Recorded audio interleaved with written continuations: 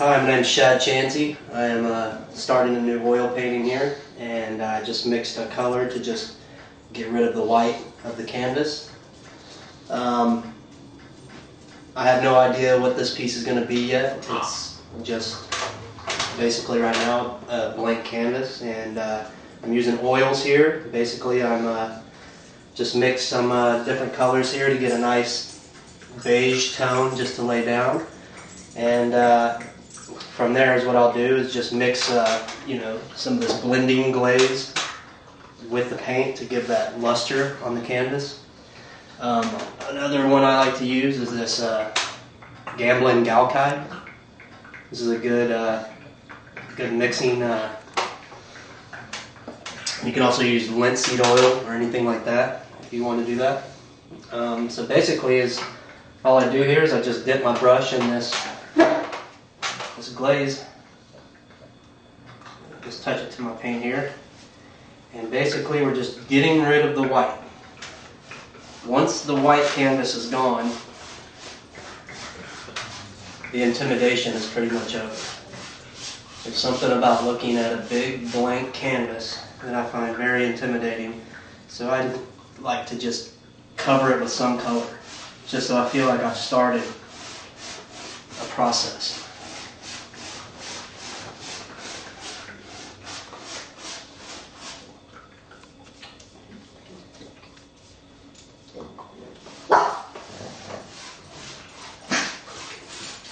It's also good to sometimes mix two colors, so that's why I have this blue here, because after I get done with this khaki looking color here, I'll probably mix in a little blue in there just for some differences in color, and we'll see where this goes from here. Hey there, welcome back. As you can see, I've added a lot more to the canvas since last time.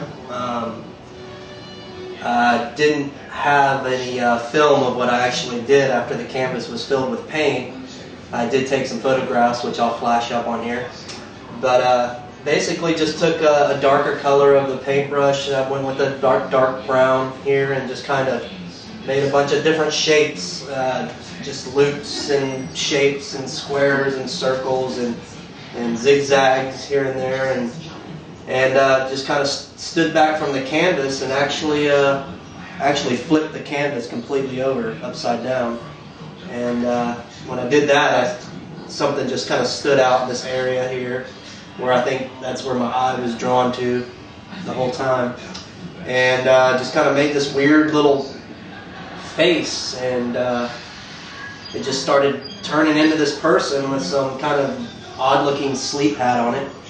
And so I just decided to stay with these softer tones of color here. I'll probably end up adding a lot more darks and white highlights to it, but there'll probably be a lot more blues in here because I'm kind of seeing this as a dream sequence now. It's some kind of a person in some weird lucid dream, and that's the beauty of painting without knowing what you're going to paint, because if I would have sat there on paper or this canvas and sketched out a million drawings, I can guarantee you I would have never come up with some odd looking person like this in a sleeping cap. The direction of the painting has shifted again. After looking at it last night, I stood back from it and saw some possibilities with it actually being turned upside down again. So I turned it upside down, and I kind of started working on this figure that I saw over here in the corner, which kind of looked like a woman's torso.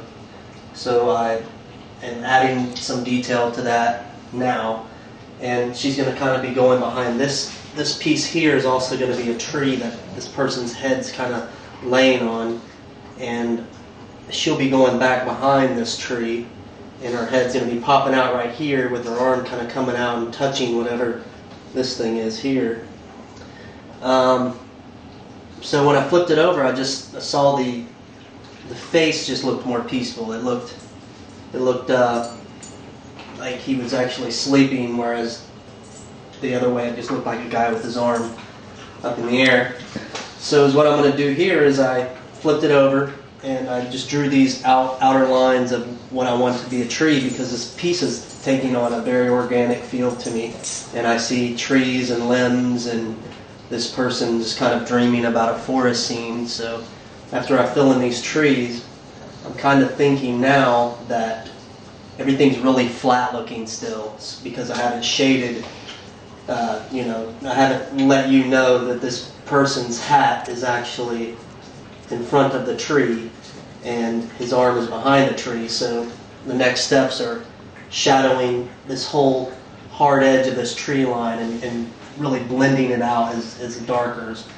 And then all these pieces here that the trees don't encompass, I'm going to go ahead and really knock that to a dark black.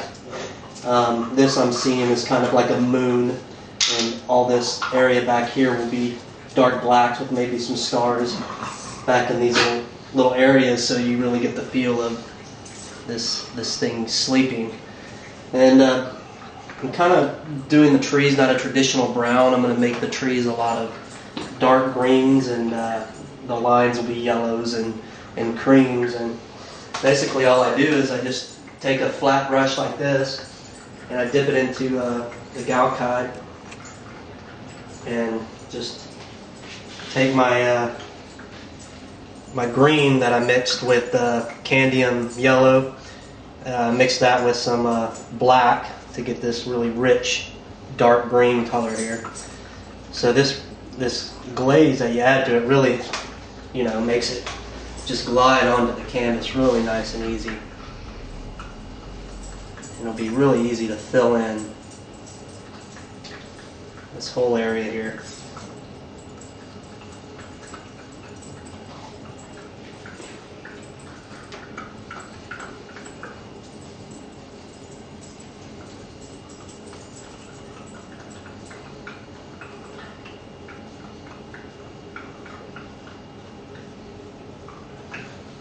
Oils are a really fun thing to work with because they just blend so nice. I mean, it's almost like butter. I've used, painted with acrylics many times, and acrylics with a lot of glaze and other things will blend nicely, but they just don't feel the same to me as good oil paint. You can really get gradients going with oils.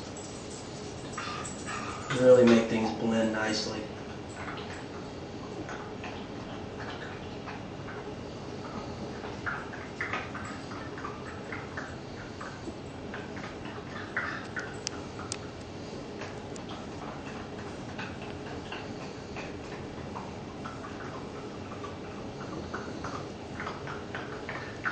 And after, what I like to do is after I get pretty much the whole thing painted in, I'm not real concerned right now about getting these little, see how these little line strokes come in here? Because at the end, oils take a while to dry. So by the time I get this whole tree painted in, is what I like to do is really heavy up on the galcide, and I'll just take a whole stroke and follow it the length of the tree, just like that, and it'll get rid of all those little gashes and lines. And everybody's got a different technique. This is just what I find to have worked for me.